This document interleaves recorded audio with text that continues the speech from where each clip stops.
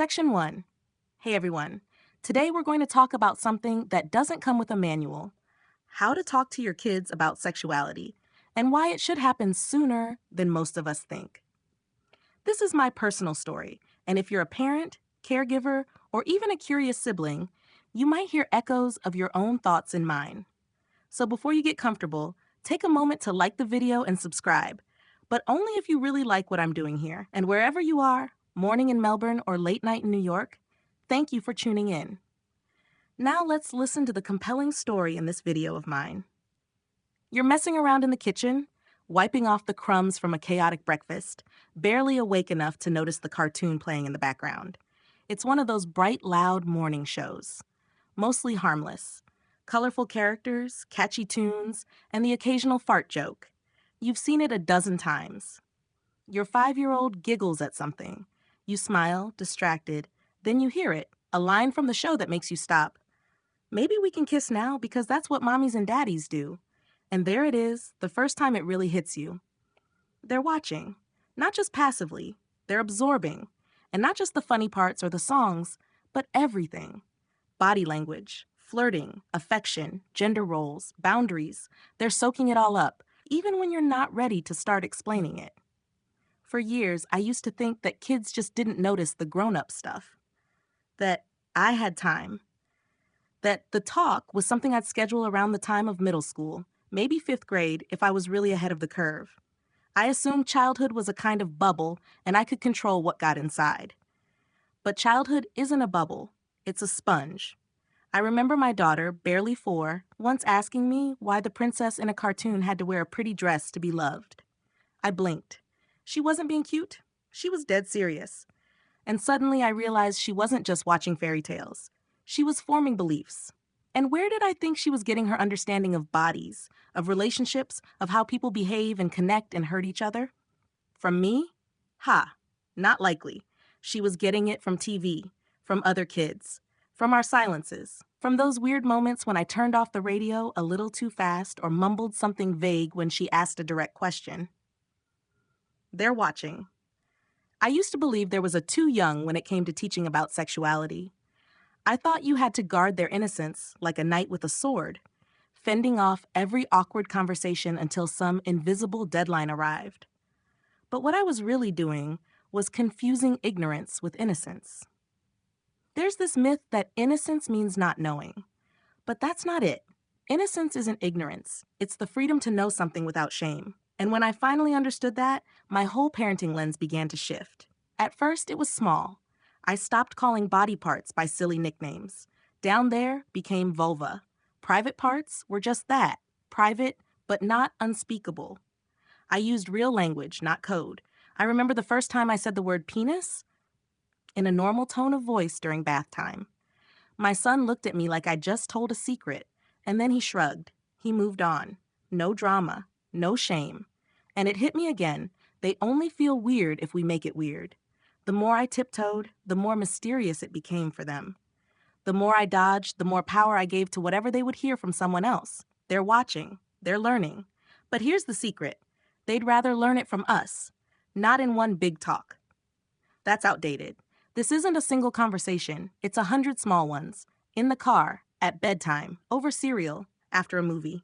Every time I opened the door, even just a crack, I gave my kids permission to ask. And the questions came, sometimes out of nowhere. Like the time my son asked, "Why do people kiss with their mouths open on TV?" mid-laundry. Or when my daughter whispered, "What does sexy mean?" after a pop song on the radio. Those moments used to terrify me. Now, I treat them like gold. Because if they're asking me, that means I'm still the safe place. That means they haven't turned to Google yet. That means I get to help shape the answer in a way that fits their age, their spirit, their growing minds. So no, there's no such thing as too young. There's only too late. And every time we act like it's too soon, we risk being replaced by voices we can't control. Algorithms, friends, strangers, culture. And those voices don't care about our kids the way we do. This isn't about talking to toddlers about intercourse. It's about planting seeds early. Consent, kindness, bodies, boundaries, respect, and identity. It's about giving kids the words they need before someone else gives them the wrong ones. I wish someone had told me that earlier, that the best time to start talking isn't when they start puberty, it's when they start talking. Because the longer you wait, the weirder it feels. And when it's weird, we hesitate. And when we hesitate, we lose the moment. So let's not lose it. Let's not assume innocence means silence. Let's teach them early, teach them well, and trust that they can handle more than we give them credit for. Because they're already learning. The only question is, from who? My wake-up call didn't come with flashing lights or dramatic music. It came with a lunchbox and a juice pouch. It was a regular Tuesday. Rushed, noisy, school drop-offs and work deadlines swirling in my head. I picked my daughter up from kindergarten, and as we were walking to the car, she asked in her small, matter-of-fact voice, "Mom, what's virginity?" I dropped the keys. I still remember the sound they made on the pavement. Metallic. Final. Like something I couldn't take back. She was 5. 5. She didn't ask it like a teenager, not like she was testing the waters or trying to catch me off guard. She asked it the way a child asks anything. Curious, innocent, unaware of the weight of the word. I laughed nervously, stalled, gave a classic parent move. "Where did you hear that?" "From Lily," she said. She said she doesn't want to lose hers. I blinked, swallowed, blinked again. A kindergartner said that. Another child, still learning how to tie her shoes, said she didn't want to lose her virginity. And that was the moment the idea of too young collapsed in front of me. I didn't answer her that day. Not properly. I gave her something vague, like, it's a word grown-ups use, but it's not something you need to worry about yet. She nodded, sipped her juice, and started talking about her sticker collection. But I couldn't shake it. That night, after she went to bed, I sat in the living room feeling like I had missed something enormous. I thought I was doing everything right. Good school, healthy snacks, hugs, bedtime stories. But I hadn't prepared for this. I hadn't prepared for them. The other kids, the older cousins, the overheard conversations, the TikToks she wasn't even supposed to be watching, but still somehow knew about. The world doesn't wait for your permission to start teaching your child. And the truth? Most of us don't get a gentle heads up. We get slammed with a moment we're completely unprepared for, and then we have to figure it out in real time. The next day, I picked her up and I tried again. I said, "Hey, remember when you asked me that question yesterday?" I wasn't sure how to answer, but I think I want to try again now, if you're still curious. She nodded. So I told her that virginity is a word people use when talking about something private, something about how bodies work, especially when they're older and in love. I told her that some people believe it's really important and others think it's more complicated than that. I told her it's not something she needs to understand fully right now, but that she could always come to me with questions, always. I didn't get into anatomy or relationships or sex, but I gave her a framework. I gave her respect. I gave her truth. Small, age-appropriate truth, and I gave her a reason to ask me again next time something confused her. That was the first time I realized how much power I had, not because I knew all the answers, but because I was willing to try. And guess what? She never looked uncomfortable. Not once. The only discomfort in the conversation came from me. I was the one squirming. I was the one with the decades of shame, awkwardness, cultural hush-hush baggage tangled up in my mouth. She just listened. Like it was normal. Because it was, to her. I made it normal. And after that, I started seeing all the tiny wake-up calls I had ignored before. The jokes she didn't understand but laughed at anyway. The magazine covers in the checkout line, the dolls with impossible proportions, the little boys at the playground calling each other gay as an insult, and no one saying anything. I realized that the world didn't care if I thought she was too young. It wasn't waiting for me to feel ready. It was already there, already shaping her. And if I didn't step in, not just once, but regularly, openly, gently, then someone else would. So I started making little changes. I corrected language when she said something was only for girls or only for boys. I explained that families look different, that love comes in many forms. I used real words for body parts. I talked about privacy and consent when she didn't want to hug a relative. I let her say no. It wasn't one conversation. It was dozens, sometimes serious, sometimes silly, sometimes I messed up. But the more I spoke, the less nervous I became. And here's the surprising part. The more I respected her curiosity, the more she respected the boundaries I set. She didn't try to shock me. She didn't giggle about bad words. She trusted me. And that trust, that's what matters most. Because when kids don't feel shame, they don't hide. When they're given tools and words and permission to ask, they don't go looking for answers in dark places. That first moment, those dropped keys on the sidewalk, used to haunt me. Now I see it for what it was, a doorway. And I walk through it, not because I was brave, but because I had to be better. Because too young is a myth. Because if they're old enough to ask, they're old enough to know something true. So I stopped waiting for the next wake-up call. I started listening, and I haven't stopped since. I used to believe I was protecting my kids by staying quiet, that if I didn't bring certain things up, sex, bodies, relationships, they'd stay innocent longer. That if I avoided the uncomfortable stuff, I was being a good parent. After all, they didn't ask, right?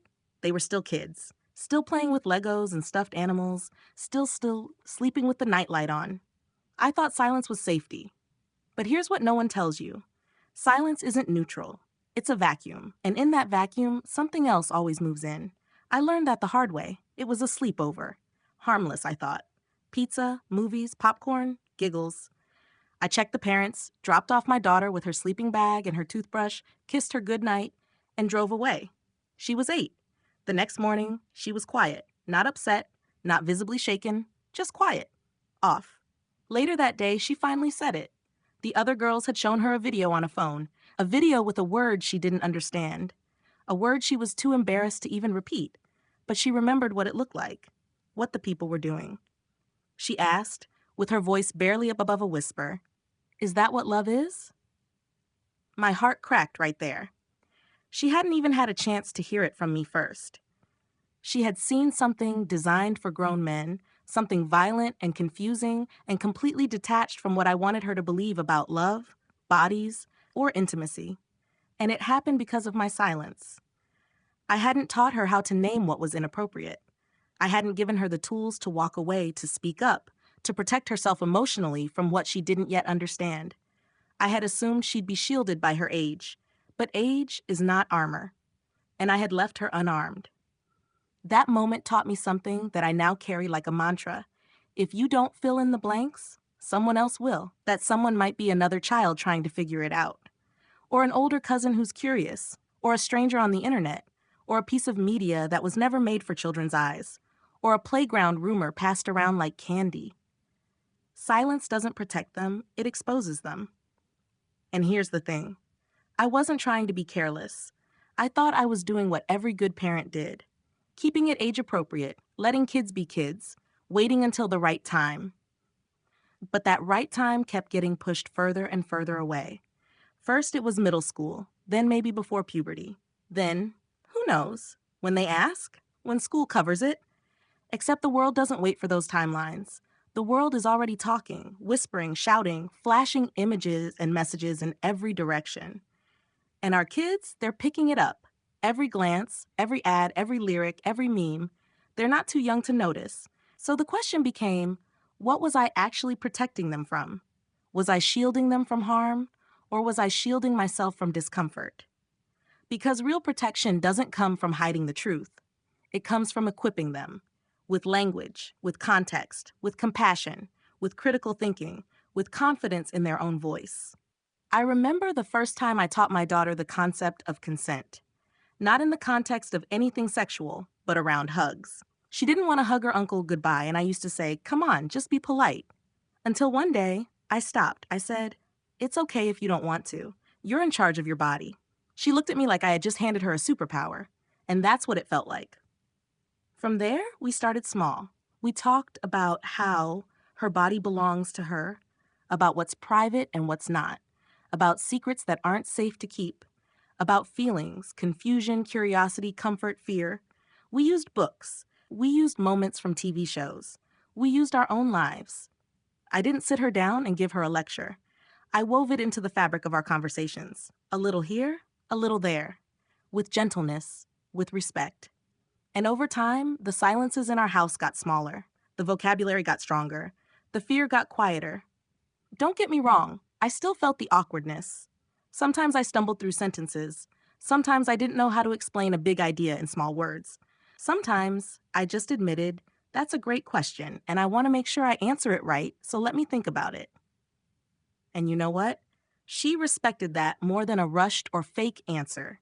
Because what I thought I was protecting her from, confusion, discomfort, inappropriate content, was already circling the edges of her world.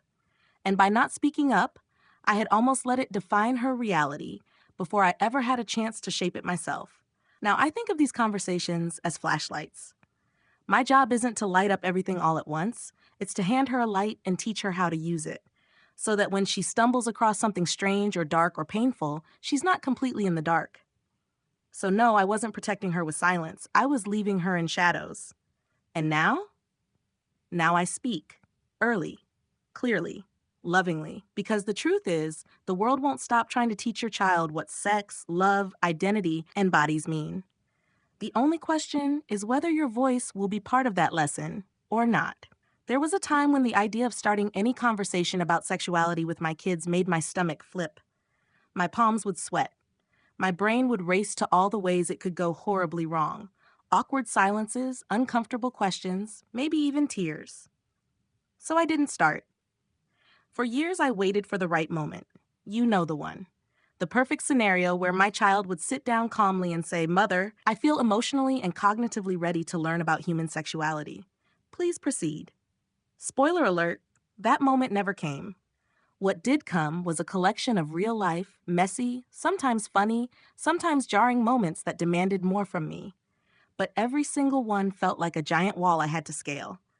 Because the conversations I was most afraid to start weren't scary because of the topic. They were scary because of my own discomfort.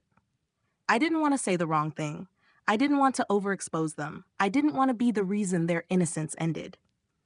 But most of all, I didn't want to shatter the illusion that I had it all together.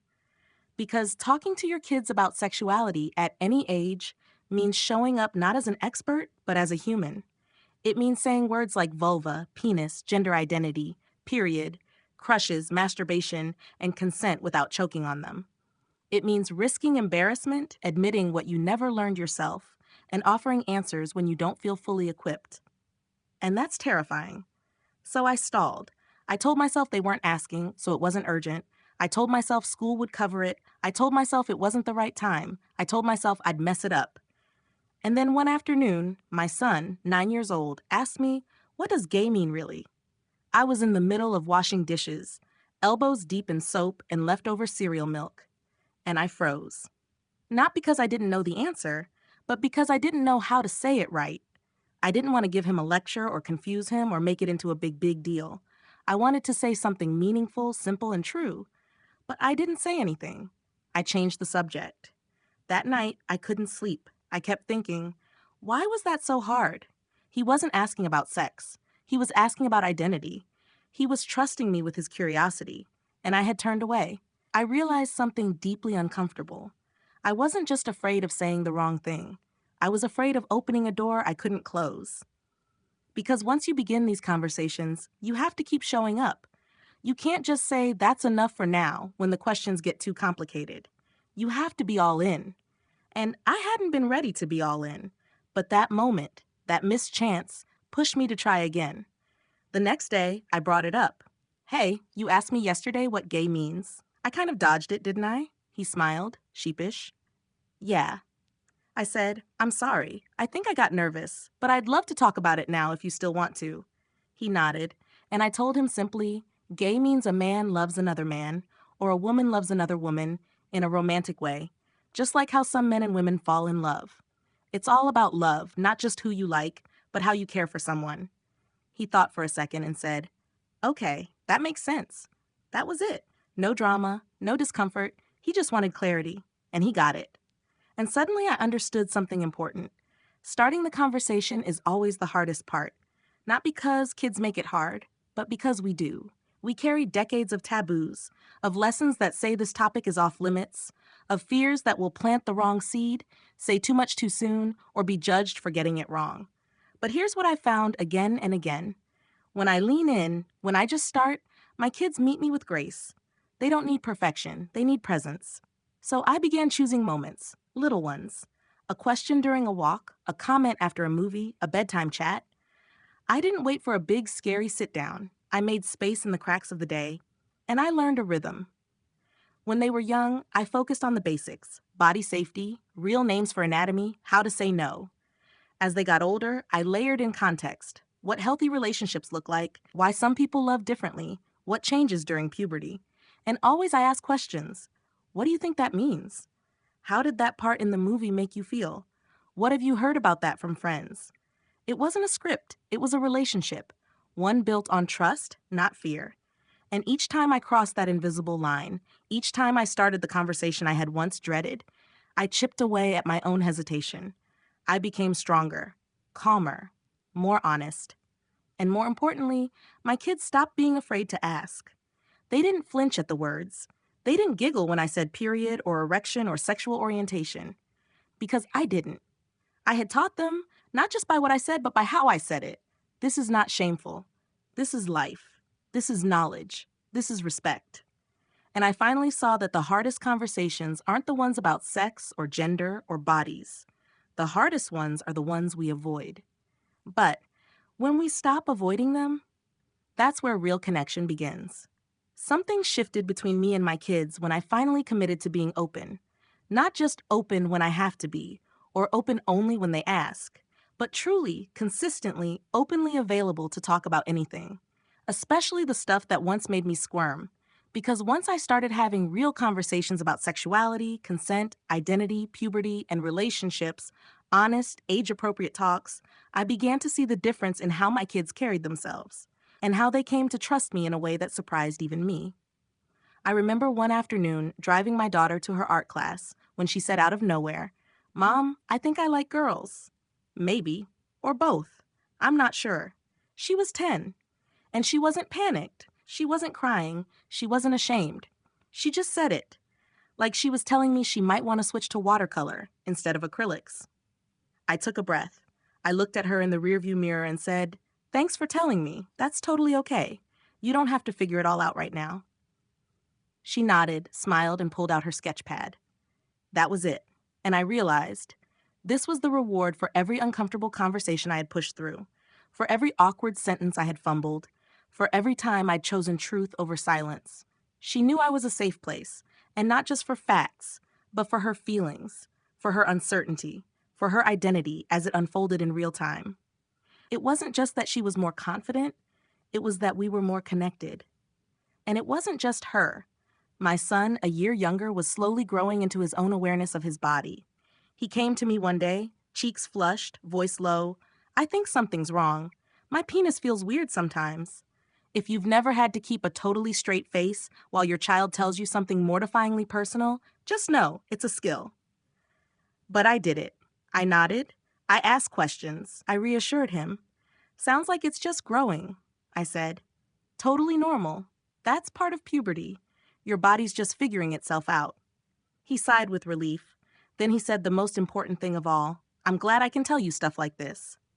That moment still makes my throat tighten, because I spent so many years being afraid of these conversations, of saying too much, of doing it wrong, of making it weird.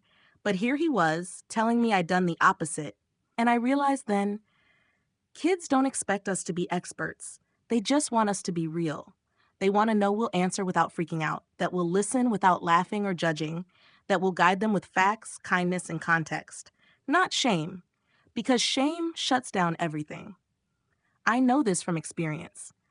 I grew up with that kind of silence, the one that hums in the air, the one where you know certain topics are off limits, where questions die on your tongue because the air gets weird, where that's private becomes code for don't ever ask again. I didn't want that for my kids. I wanted them to know that their bodies were good, that their feelings weren't wrong, that their curiosity wasn't dangerous, that sexuality isn't something shameful to hide. It's something human to understand, respect, and talk about. And when I committed to openness, that's exactly what happened. Our conversations now aren't clinical or cold. They're warm, sometimes even funny. They happen in the middle of dinner prep, or on walks, or over late-night snacks. They don't need to be perfect. They just need to be honest. And I've found that honesty begets more honesty. When I told my daughter about getting my first period and how unprepared I felt, she laughed and said, "That sounds awful." But later, when she started spotting for the first time, she came to me immediately. No fear, no shame, just, "Mom, I think it's happening." We had chocolate and a movie night that evening because that's what trust looks like. It's not about knowing every detail of reproductive health. It's about creating a space where your child doesn't hesitate to reach out, especially when things get confusing or vulnerable. And that kind of connection doesn't just help them with puberty, it helps them with everything. It shows them that they're not alone, that their questions aren't too weird, that no topic is off the table, that you're in this together. It gives them the language to advocate for themselves, to understand their limits, to express their needs and their no's. It gives them a foundation of respect, not just for others, but for themselves. So yes, talking to your child about sexuality can feel awkward at first. It can bring up your own baggage. It can stretch your emotional muscles. But on the other side of that discomfort, there is a relationship that is deeply rooted, one where they know they are safe, where they know they are seen, where they know they are loved, not for who we expect them to be, but for exactly who they are becoming. And I wouldn't trade that for anything, not for the illusion of innocence, not for my own temporary comfort, not for tradition or taboos, because openness didn't damage anything between us. It changed everything.